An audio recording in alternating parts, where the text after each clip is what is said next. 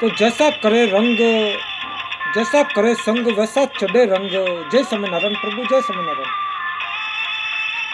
हम लोग बहुत अच्छी अच्छी बातें सुनते हैं, सत्संग में अच्छे अच्छे वक्ता आते हैं और वे सभी रहस्य की बातें, गोपनीय बातें, तत्व की बातें, ज्ञान की बातें, भक्ति, वैराग्य और सदाचार की बातें सुनाते हैं। पर इन्हें सुनकर भी उनका असर नहीं होता।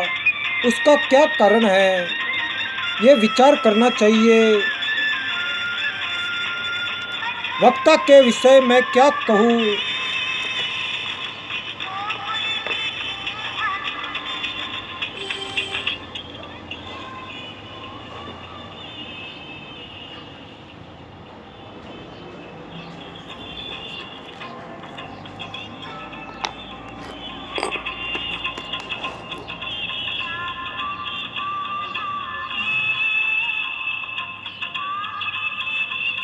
वक्ता के विषय में क्या कहूँ और श्रोता का दोष भी कैसे बतलाऊँ। सुनने वाले भी भावुक है और कहने वाले भी। मनुष्य का अधिकार है कि वह अपनी अयोग्यता को तो प्रकट कर सकता है कि मैं अधिकारी नहीं, लायक नहीं, किंतु दूसरों को ऐसा कहने का उसे अधिकार नहीं है। चाहे वक्ता हो चाहे श्रोता, वह अपने लिए कह सकता है। इस विषय में मुझे एक कहानी याद आ गई। कहानी में भी शिक्षा रहती है और कथा में तो रहती ही है। शास्त्रांत बातें तो कथा है और लोकोक्ति में कहानी। तो कहानी इस प्रकार है। जय स्वामीनारायण प्रभु, जय स्वामीनारायण।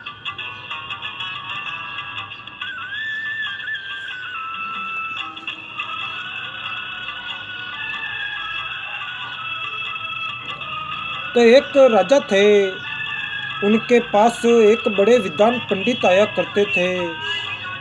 वे प्रतिदिन राजा को कथा सुनाते थे। उनको कथा सुनाते बरसों बरसों बरसों के बरस बीत गए। तो राजा साहब ने पंडित जी को एक दिन कहा कि महाराज जी, आपको रोज कथा सुनाते हुए कई वर्ष हो गए। जैसी कथा आज सुनाई वैसी ही प्रतिदिन सुनाते हैं और सुनाते सुनाते आप बूढ़े हो गए और मैं भी बूढ़ा हो गया। किंतु मैं कई वर्ष पहले जैसा था वैसा ही आज भी हूँ।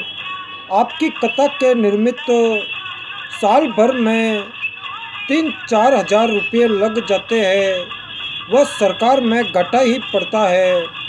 4,000 रुपये प्रति साल खर्चा व्यर्थ करूँ, उसका कुछ तो लाभ होना चाहिए।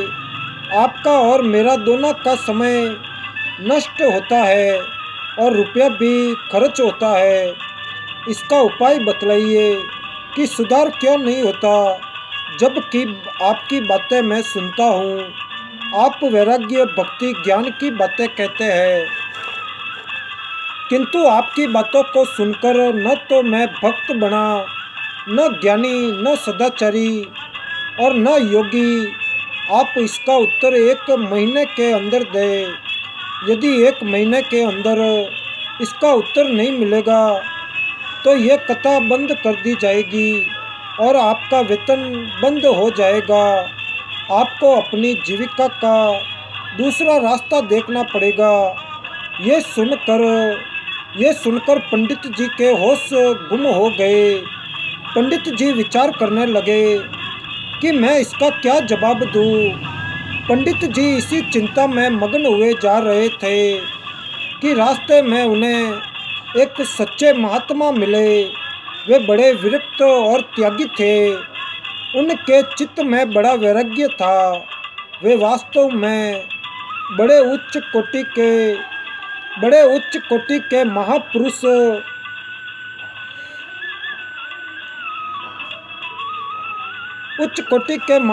थे। और पंडित जी का चेहरा उदास देखकर उन्होंने पंडित जी से पूछा कि क्या बात है। पंडित जी बोले कि बात यह है कि 1 महीने के बाद हमारी रोजी यानी जीविका बंद होने जा रही है। महात्मा जी ने पूछा क्यों? उन्होंने बताया कि राजा ने मुझसे मुझसे एक प्रश्न पूछा है और उसका मेरे पास कोई उत्तर नहीं। प्रश्न यह है कि आप ज्ञान वैराग्य भक्ति की बातें कहते हैं और आपकी बातों को मैं सुनता हूँ, किंतु मुझ में न तो रत्ती भर वैराग्य हुआ, न ज्ञान और न भक्ति हुई। इसका उत्तर दीजिए, नहीं तो ये खर्चा मैं बंद करूँगा। महात्मा जी बोले कि इसके लिए आप क्यों चिंता करते हैं, इसका उत्तर तो मैं दे दूँगा। पंडित जी बोले कि आपके उत्तर देने से तो हमारी हानि होगी, यानी एक हीनता आएगी कि इसका उत्तर पंडित जी नहीं दे सके तो इस साधु ने दिया है। महात्मा जी ने कहा, नहीं, आपकी हीनता नहीं होगी।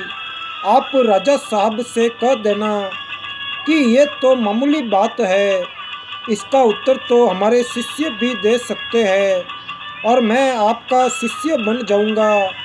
जब मैं आपका शिष्य बनकर उत्तर दूंगा तब तो आपकी कोई हानि नहीं होगी। पंडित जी बोले, तब तो नहीं होगी। तो पंडित जी महाराज दूसरे दिन गए। राजा ने फिर पूछा कि महाराज, आपने उस विषय का उत्तर तैयार किया? पंडित जी बोले कि महाराज, इसका उत्तर तो मामूली बात है, वह तो हमारे शिष्य भी दे सकते हैं, हमारे ऐसे बहुत से शिष्य हैं। राजा बोले कि मुझे क्या आप दे या आपका शिष्य, मुझे मेरे प्रश्न का उत्तर मिलना चाहिए। कल आप अपने शिष्य को ले आइएगा। दूसरे दिन पंडित जी उस महात्मा जी को ले गए। वे उनके शिष्य बनकर चले गए। राजा ने पूछा कि आप इनके शिष्य हैं? बोले, हाँ महाराज। राजा ने कहा कि हमारा प्रश्न आपको मालूम है ना? महात्मा जी बोले, हाँ मालूम है। आपका प्रश्न ये है कि आपको ज्ञान वैराग्य भक्ति की बातें सुनते हुए करीब 30 वर्ष बीत गए, किंतु उसका असर आप पर क्यों नहीं हुआ? तो राजा ने कहा, ठीक यही बात है। तो उस शिष्य ने कहा कि इसका उत्तर तो मैं तब दे सकता हूँ जब आप अपनी राज्य की सारी शक्ति तथा अधिकार 2 घड़ी भर के लिए मुझे दे दे। राजा ने कहा, ठीक है, और सब कर्मचारियों को बुलाकर कह दिया कि मैं अपने राज्य का अधिकार 2 घड़ी के लिए इन्हें देता हूँ। ये जैसा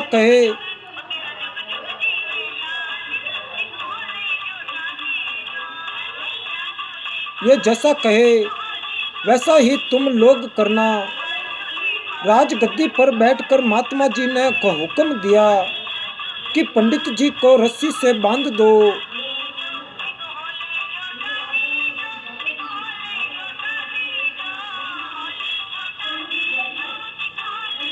तो महात्मा जी ने हुक्म दिया कि पंडित जी को रस्सी से बांध दो। उन्होंने उनको बांध दिया। फिर आज्ञा दी कि दूसरी रस्सी लाकर इस राजा को भी बांध दो। आज्ञा के अनुसार राजा भी बांध दिया गया। दोनों सोचते हैं कि ये क्या कर रहे हैं, कुछ समझ में नहीं आ रहा है। अब महात्मा पंडित जी से कहते हैं कि पंडित जी, आपने राजा साहब को इतने दिन तक कथा सुनाई, अब उनसे कहिए कि मैं तकलीफ पाता हूँ, मेरी रस्सी खुलवा दे। पंडित जी ने राजा साहब से कहा कि मेरी रस्सियाँ खुलवा दो। राजा ने कहा कि मैं कैसे खुलवा दूँ? पंडित जी बोले, तो आप खोल दे। राजा ने कहा कि मैं तो खुद बंधा हुआ हूँ, मैं कैसे खोल दूँ? फिर बोले, किसी प्रकार खुलवा दे। तो राजा ने कहा कि मेरा हुक्म नहीं चलता, कैसे खुलवाऊँ? न तो मेरा हुक्म चलता है और न मेरे हाथ खुले हुए हैं। तो महात्मा जी ने महात्मा जी ने राजा साहब से कहा कि आपने इतने वर्षों तक पंडित जी से कथा सुनी, पंडित जी से कहे कि आप मुझे खोल दीजिए। पंडित जी ने कहा कि मैं तो खुद बंधा हुआ हूँ, मैं कैसे खोल दूँ। अब राजा साहब से महात्मा जी पूछते हैं कि आपको आपके प्रश्न का उत्तर मिला कि नहीं। राजा ने कहा मैं समझा नहीं। पूछा अभी भी नहीं समझे? आप स्वयं बंधे हुए हैं तो दूसरे को खोल सकते हैं, क्या अपने खुद को ही नहीं खोल सकते तो फिर दूसरे को कैसे खोलेंगे? बोले हाँ समझ गया। तो पंडित जी से कहा कि आप इसका मतलब समझे, आप बंधे हुए दूसरे को खोल सकते हैं। बोले नहीं खोल सकते। तब बोले महाराज बात यह है कि ये पंडित जी कथा तो आपको प्रतिदिन सुनाते हैं, किंतु ये खुद बंधे हुए हैं, ये खुद संसार के बंधन से बंधे हुए हैं और आप इनसे मुक्ति चाहते हैं। यदि पंडित जी खुद मुक्त हो तो आपको मुक्त करे। खाली कथा सुनाने से थोड़ी ही मुक्ति होती है।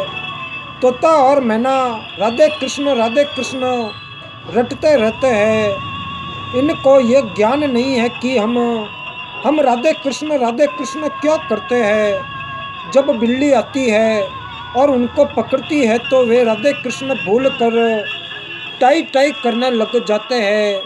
यही दशा पंडित जी की है। ऐसी परिस्थितियों में पंडित जी आपको कैसे छुड़ा सकते हैं? जो संसार से छुटा हुआ है, खुला हुआ है, ऐसे मुक्त पुरुष का असर पड़ सकता है। और जो संसार में खुद बंधे हुए हैं, ऐस आराम भोगों में बंधे हुए हैं, वे दूसरे को क्या छुड़ाएंगे? ऐसा पुरुष होना चाहिए जिसका संसार से तीव्र वैराग्य हो। संसार से केवल तीव्र वैराग्य ही नहीं, उपरति भी हो और उसे परमात्मा के तत्व का ज्ञान भी हो। ऐसा उच्च कोटि का महापुरुष हो जो स्वयं संसार के बंधन से मुक्त हो, वह दूसरे को संसार के बंधन से मुक्त कर सकता है। कई वक्ता कहते हैं कि हम तो बड़े अच्छे हैं, हमारे में कोई कमी नहीं है। इन सुनने वालों में श्रद्धा, प्रेम, बुद्धि और योग्यता नहीं है, तो इनकी कमी के कारण ही ये लाभ नहीं उठा सकते। हमने यानी वक्ता ने कोई कमी नहीं है, सुनने वालों में ही कमी है। बहुत अच्छी बात है कि सुनने वालों में कमी है, तभी तो वे जिज्ञासु बनकर सुनने के लिए आए हैं। अंत वक्ता का यह कर्तव्य हो जाता है कि वह उनको ठीक बनाए। वक्ता बहानेबाजी करे, यानी अपनी सफाई दे कि मैं तो दूध का धुला हुआ हूँ और जो कुछ दोष है वह सुनने वालों का है।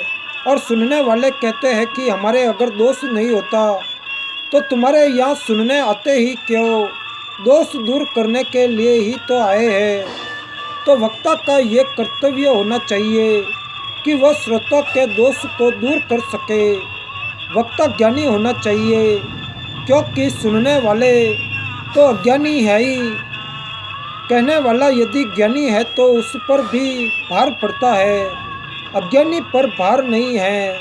वे तो इतना कहकर दूर हो जाते हैं कि हम तो बेसमझ है, अज्ञानी है, तुम्हारे यहाँ आए हैं, अब तुम योग बना दो, हम तो अयोग है कि तुम हम सब को योग बना दो।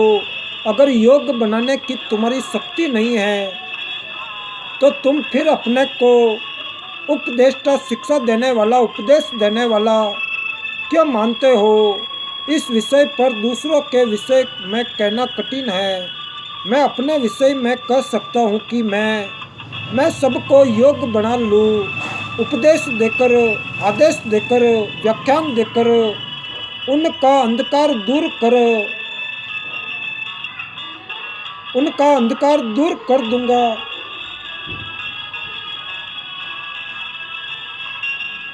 अंधकार दूर कर दूं या उनका राग देश दूर कर दूं, उनको लायक बना लूं, ये मेरी शक्ति नहीं है। इसीलिए उपदेश देने की, आदेश देने की मेरी शक्ति भी नहीं है, अधिकार भी नहीं है। इसीलिए हम कहते हैं कि हमारी सामर्थ्य भी नहीं है, हम पात्र भी नहीं हैं और हम अधिकारी भी नहीं हैं, न जाति से, न वर्ण से, न आश्रम से और न योग्यता से। मैं इस लायक नहीं हूँ। मैं तो शास्त्रों में लिखी हुई बातों को आपकी सेवा में अपनी भाषा में कह दिया करता हूँ। ये तो मुझे विश्वास है कि उन बातों को यदि हम लोग काम में लाए तो हमारा सुधार होकर होकर उद्धार हो सकता है। तो गीता जी की बातें भगवान की बातें हैं, कोई हमारे घर की बातें नहीं हैं। और शास्त्रों की बातें ऋषियों की बातें हैं। ऋषियों की और भगवान की बातों को हम काम में लाए तो हमारा सुधार होकर उद्धार हो सकता है। और यदि आप काम में लाए तो आपका सुधार होकर उद्धार हो सकता है। एक शक्ति वस्तुगत होती है जिसमें वस्तु की शक्ति का इतना प्रभाव पड़ता है कि उसके प्रभाव से अपने आप ही सुधार हो जाता है। और सुनने वालों का भी श्रद्धा पर भी निर्भर करता है। सुनने वाले अपनी श्रद्धा से लाभ उठा सकते हैं, वह हमारे वश की बात नहीं है। यह तो सुनने वाले की महिमा है। मेरे में ऐसी कोई महिमा की बात, करामात या सामर्थ्य नहीं है कि जो अपने प्रभाव को डालकर यानी अपनी शक्ति लगाकर आप लोगों में कोई जागृति मैं कर दूं। जय स्वामीनारायण प्रभु, जय स्वामीनारायण।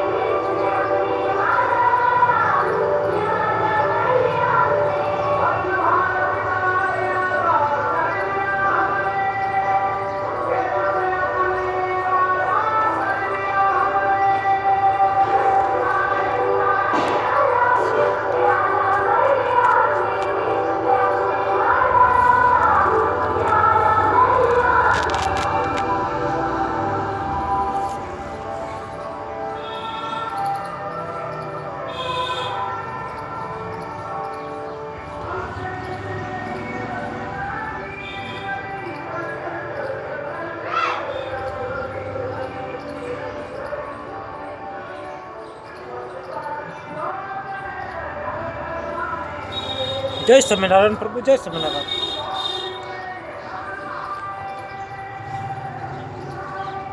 तो सुनने वाले अपनी श्रद्धा से लाभ उठा सकते हैं, वह हमारे वश की बात नहीं है।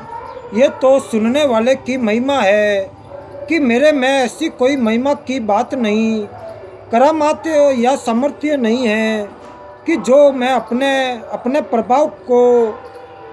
अपने प्रभाव को डालकर यानी अपनी शक्ति लगाकर आप लोगों में कोई जागृति मैं कर दूँ।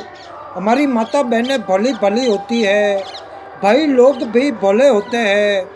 हमारे जैसा चालाक आदमी उन्हें ठग लेता है, कोई रुपया ठग लेता है, तो कोई सत्वित्व, कोई गृहस्थी के रूप में, कोई साधु के रूप में, कोई अपने को ज्ञानी बताकर, अपने को महात्मा बतलाकर, अपने को योगी बतलाकर, अपने को भक्त बतलाकर भली भाली जनता को, विशेषकर माता बहनों को ठग लेता है। ऐसी परिस्थिति में हम लोगों को, माता बहनों और भाइयों को सावधान रहना चाहिए कि आजकल व्याख्यान देने वाले हमारे जैसे बहुत से फिरते हैं। वे कंचन और कामिनी के दास होते हैं और कितने ही मान बढ़ाई और प्रतिष्ठा के दास होते हैं। कितने को अपने को गुरु कहते हैं और कितने ही अपने को गुरु ही नहीं कहते, बल्कि हम तो भगवान हैं ऐसा कहते हैं। इस तरह कोई अपने को भगवान बतलाते हैं, कोई अपने को महात्मा बतलाते हैं और कोई अपने को योगी राज बतलाते हैं।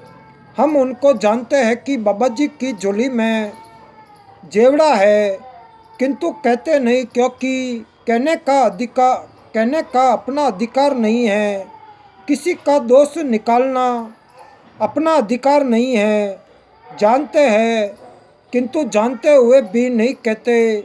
यह दशा इस समय संसार की हो रही है। ख्याल करना चाहिए कि सैकड़ों वक्ताओं में कोई एक वास्तविक महापुरुष होता है। साधारण मनुष्यों में तो लाखों करोड़ों में कोई एक होता है। मैं दूसरों के लिए तो नहीं कह सकता हूँ। अमुक आदमी अपने को योगी कहता है, किंतु योगी नहीं। अमुक आदमी अपने को महात्मा कहता है, पर महात्मा नहीं। अमुक आदमी अपने को ज्ञानी कहता है, पर ज्ञानी नहीं। दूसरों के विषय में इस प्रकार कहने का हमारा अधिकार नहीं। अपने विषय में कह सकता हूँ कि मेरी सामर्थ्य नहीं है। कोई दूसरा आदमी यदि भूल से मान ले तो धोखा खा सकता है। मैं तो कहता हूँ कि मैं एक साधारण व्यक्ति हूँ और मेरी ये सामर्थ्य नहीं है। मैं अधिकारी नहीं हूँ। मैं तो अपनी भाषा में महापुरुषों की बातें बतला देता हूँ और केवल उन बातों को काम में लाने से मनुष्य का कल्याण हो जाता है। वह तो उन बातों की शक्ति है, मेरी शक्ति नहीं है। ये तो मैं कह सकता हूँ कि गीता जी के वचन भगवान श्री कृष्ण जी के वचन हैं और रामायण में तुलसीदास जी के वचन हैं। महाभारत में वेद व्यास जी के वचन हैं। वेद व्यास जी, तुलसीदास जी और भगवान श्री कृष्ण जी के वचनों का पालन करने से उद्धार हो जाए, इसमें कहना ही क्या है। किंतु यदि कोई मूर्खता से मेरे शरीर को महात्मा मान ले, अच्छा भक्त मान ले और इसकी सेवा पूजा करने लगे, तो मेरे ऊपर उनका भार चढ़ता है, किंतु उनका कल्याण हो जाए इसके लिए मैं गारंटी नहीं दे सकता, क्योंकि मैं नहीं समझता कि मेरी सेवा करने से उनका कल्याण हो जाएगा। बल्कि मैं तो ये समझता हूँ कि उन्हें धोखा होगा, क्योंकि मैं एक साधारण मामूली मनुष्य हूँ। किसी ने पूछा कि संसार में उच्च कोटि के महापुरुषों को आप बतला दे, तो इस विषय में असली बात यह है कि मेरे बतलाए हुए आदमी में अगर आप श्रद्धा करें तब तो मेरे में ही करनी अच्छी है। यदि हमारी बात पर विश्वास करके अमुक पुरुष महात्मा है या ज्ञानी है या योगी है आप मानने लगे, तब तो आपने मेरी बात का बहुत अधिक आदर किया। ये तो सोचने की बात है। बात यह है कि संसार में हम किसे महात्मा माने, भक्त माने, ज्ञानी माने, कैसे काम चले। एक नंबर की बात तो ये है कि सबसे बढ़कर महात्माओं के भी महात्मा ईश्वर है। जय स्वामीनारायण प्रभु, जय स्वामीनारायण। महात्माओं के भी महात्मा ईश्वर है। उनकी शरण होना चाहिए। वे स्वयं प्रकट होकर या महात्मा के रूप में आकर हम लोगों को मिल सकते हैं। एक नंबर में तो ईश्वरों का ईश्वर, महात्माओं के भी महात्मा वह परमात्मा है। और दूसरे नंबर में स्वयं भगवान की वाणी भगवत गीता भी महात्माओं की महात्मा है। जैसे सिख लोग नानक साहब के ग्रंथ साहब को ही ईश्वर के तुल्य मानकर, ग्रंथ साहब को गुरु मानकर उसके अनुसार चलते हैं, वैसे ही भगवत गीता ये एक नंबर की पुस्तक है।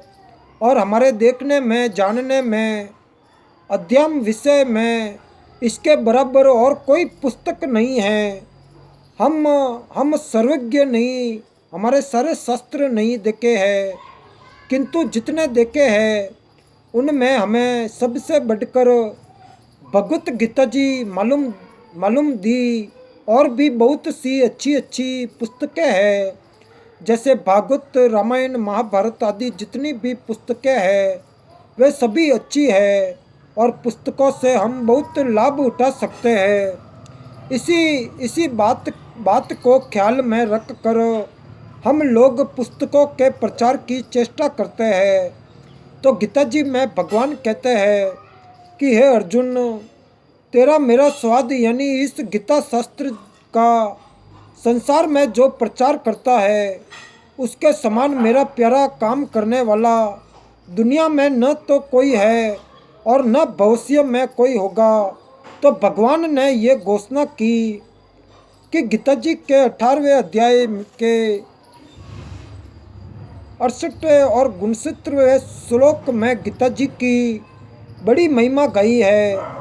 जो कोई मेरे भक्तों को गीता धारण करवाएगा वह मेरी परम भक्ति के द्वारा मुझे प्राप्त होगा।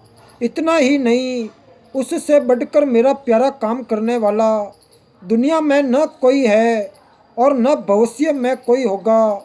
इस बात को पढ़कर हमारे मन में ये श्रद्धा हुई, ये विश्वास हुआ कि भगवान इस प्रकार की गारंटी दे रहे हैं, तो इस पर थोड़ा गौर करना चाहिए कि ये एक अलौकिक बात है, अद्भुत बात है,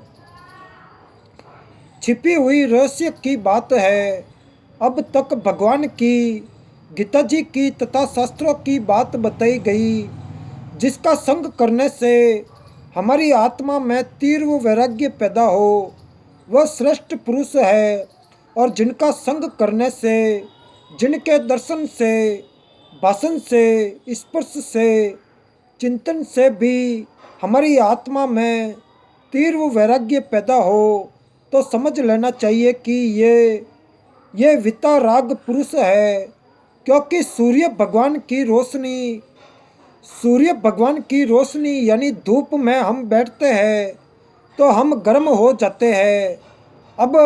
तब प्रतीत होता है कि सूर्य भगवान में न जाने कितनी गर्मी है।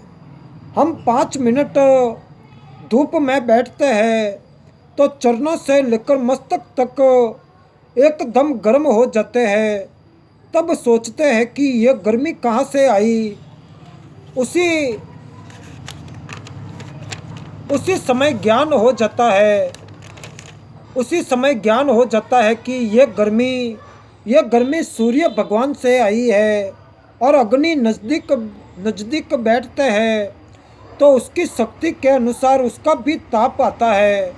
और केदारनाथ में बर्फ़ पर चलते हैं तो वहाँ चरणों से लेकर मस्तक तक सर्दी छा जाती है।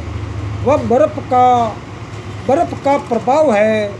इसी प्रकार जिसके दर्शन, स्पर्श, भाषण, वार्तालाप तथा चिंतन से हमारे में महात्माओं के लक्षण आए, गुणातीत पुरुषों के, ज्ञानी महात्माओं के लक्षण जो जो गीता जी में लिखे हैं आने लगे तो समझ लेना चाहिए कि ये ज्ञानी महात्मा पुरुष है जिनके संग, दर्शन, स्पर्श और भाषण से हमारे हृदय में, हमारे भावों में वे लक्षण आने लगे, जो लक्षण भगवान ने अपने भक्तों के लिए गीता जी के 12वें अध्याय के 13वें श्लोक से अध्याय की समाप्ति तक बतलाए हैं। तो ये समझ लेना चाहिए कि ये भगवान के भक्त हैं, ये उनकी सच्ची परीक्षा है। और जिनके दर्शन से हमारे शरीर में, मन, बुद्धि और इंद्रियों में देवी संप्रदाय के वे लक्षण आने लगे जो गीता जी के 16वें अध्याय के पहले 3 श्लोकों में लिखे हैं। तो ये समझना चाहिए कि ये देवी संपदा वाला पुरुष है और जिनके संग, दर्शन, भाषण, वार्तालाप से आसुरी संप्रदाय के लक्षण हमारे में आए, यानी काम, क्रोध, लोभ, मोह, अहंकार, राग, देश आदि आने लगे। तो ये समझना चाहिए कि ये देखने में तो मनुष्य है लेकिन वास्तव में साक्षात राक्षस है। अन्यथा हम राक्षस क्यों होते जा रहे हैं, इनका ही तो हमारे ऊपर प्रभाव पड़ा है। इसी प्रकार जिनके दर्शन, भाषण, स्पर्श से हमारे शरीर योग्य का ज्ञान बढ़े तो ये समझना चाहिए कि ये योगी है, क्योंकि कहावत है, जैसा करे संग वैसा चढ़े रंग। अपने पर जैसा रंग चढ़े उसको देखकर परीक्षा करनी चाहिए कि यह पक्की और सच्ची परीक्षा है। इस पर राजस्थान के बीकानेर राज्य की एक कहानी याद आ गई। जय स्वामीनारायण प्रभु, जय स्वामीनारायण।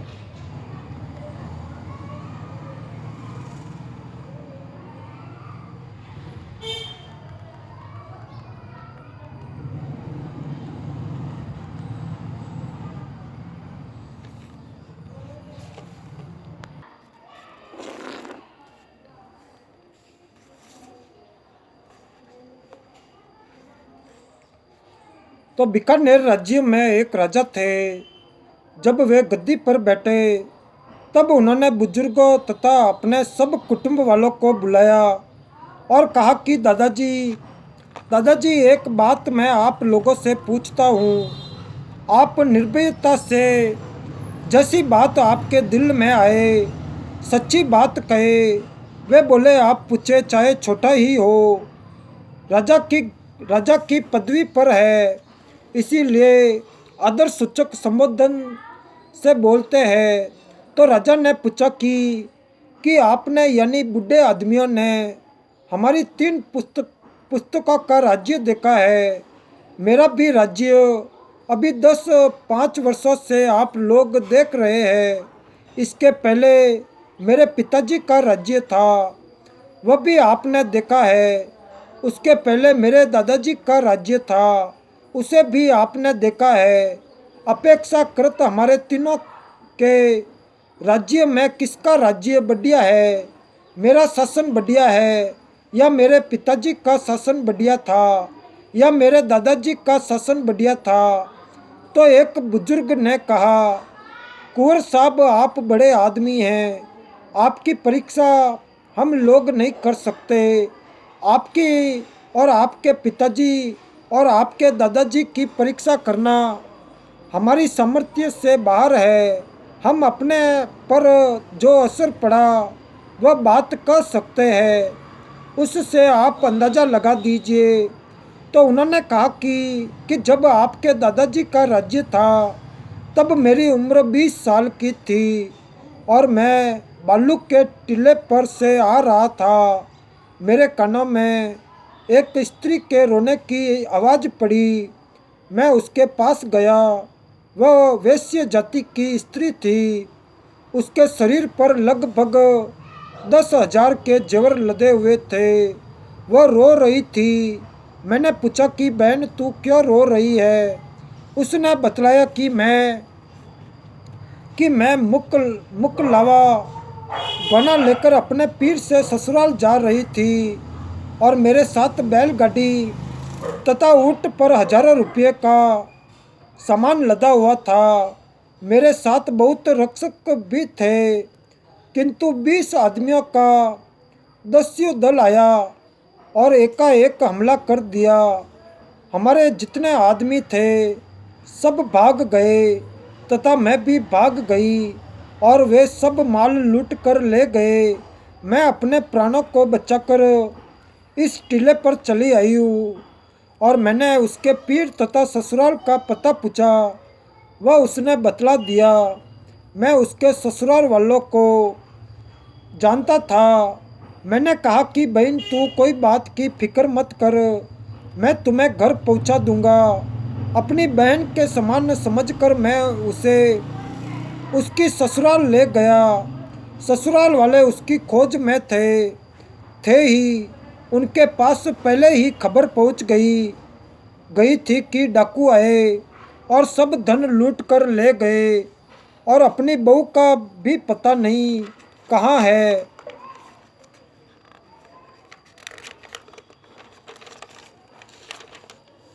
तो मैंने वहाँ पहुंचकर उन्हें बताया कि टीलों के बीच बैठकर रो रही थी।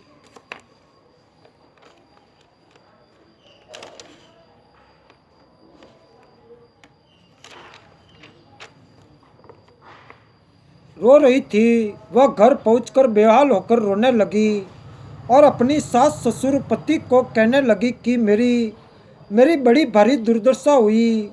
जो कुछ माल मता था वह सब लुट गया और मैं भी किसी प्रकार अपने प्राण लेकर जंगल में भाग गई। इन्होंने मेरी रक्षा की और ये मुझे यहाँ ले आए।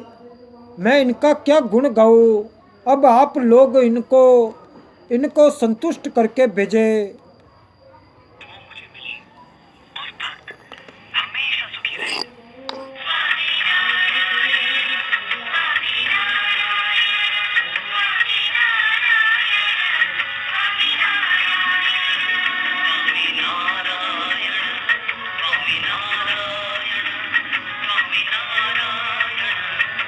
किसी प्रकार अपने प्राण लेकर जंगल में भाग गई। इन्होंने मेरी रक्षा की और ये मुझे यहाँ ले आए। मैं इनका क्या गुण गाऊँ। अब आप लोग इनको संतुष्ट करके भेजे। इस पर ससुराल वाले बोले, महाराज आपने हमारा बड़ा उपकार किया, हमारी बहू को जीवन दान दिया, हमारे धन की रक्षा की।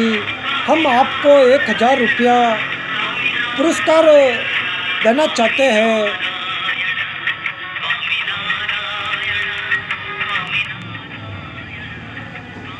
हम आपको 1,000 रुपया पुरस्कार देना चाहते हैं। तो मैंने कहा कि मैंने रुपयों के लिए उपकार नहीं किया। मैंने अपना कर्तव्य समझकर ये कार्य किया और मैंने सोचा कि तू मनुष्य है और ये मेरा धर्म है। अंत मैंने धर्म समझकर ये काम किया है, इनाम के लिए नहीं किया।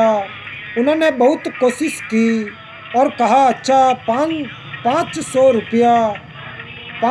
रुपया ले लो, कुछ तो ले लो। किंतु मैंने एक पैसा भी नहीं लिया। वे बेचारे लाचार हो गए। मैंने नहीं लिया तो वे क्या करें। फिर मैं अपने घर आ गया। जब तक आपके दादाजी जीवित थे तब तक मेरी ऐसी वृत्ति बनी रही। जब आपके दादाजी का शरीर शांत हो गया उस समय मेरी आयु करीब 50 वर्ष की हो गई। उस समय मेरे मन में ये बात आने लगी कि मुझे एक स्त्री मिली थी, कैसा मौका था।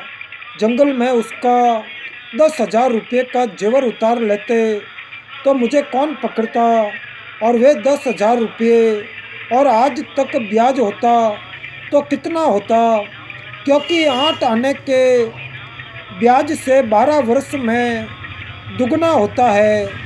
इस प्रकार काफ़ी काफ़ी रुपये हो जाते। मैंने बड़ी भूल की कि धर्म के झंडे को पकड़कर बैठ गया। अब धर्म मुझे क्या काम देता है। यदि मैं वह गहना उतार लेता तो आज माला माल हो जाता। ऐसी भावना मुझ में आने लगी। विचार के द्वारा तो वह बात मुझे बुरी मालूम देती, किंतु रुपयों की आसक्ति के कारण मन में ये बात आने लगी कि मैंने वह भूल की। वह रुपया घर में आ जाता तो आज मौज करता। और कुंवर साहब, जब आप गद्दी पर बैठे उस समय मेरी उम्र 70 वर्ष की हो गई थी, और अब मेरी उम्र 75 या 80 के नज़दीक आने जाने लगी है, तथा मेरी स्त्री मर गई। अब मेरे मन में आने लगा कि उस समय उसे समझा कर अपने साथ ले आता तो बुढ़ापे की अवस्था में स्त्री की स्त्री रहती, और रुपयों का रुपया 10,000 रुपयों का गहना भी अपने हजम हो जाता, और उसे समझा कर अपनी औरत बना लेते और अब मौज करते। अब बुढ़ापे में वह सेवा करती और रुपयों से मौज करते। तो कुंवर साहब, अब जब हम मरने के नज़दीक है, तब ये बात हमारे दिल में आने लगी कि वृद्धावस्था में ये दशा है।